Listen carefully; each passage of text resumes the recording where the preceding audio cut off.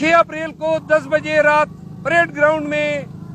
पाकिस्तान तहरीक इंसाफ का अज़ीम शान जलसा होगा।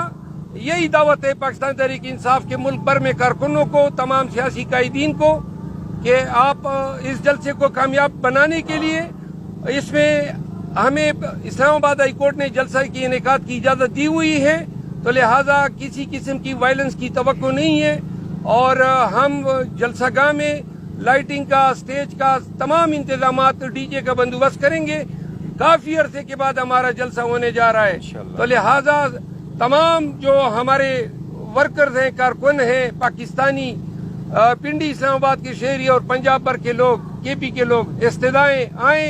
और कैदी 804 का साथ दें, कैदी 804 की रिहाई और मैंडेट की रिकवरी के लिए। जो इस्लामाबाद हाई कोर्ट के 6 जजेस ही का मरासला नहीं है, बल्कि ये बाकी तमाम सूबों में भी यही कैफियत है। ये इंस्टीट्यूशनल कैप्चर जो किया गया है, जिसमें सिर्फ और सिर्फ टारगेट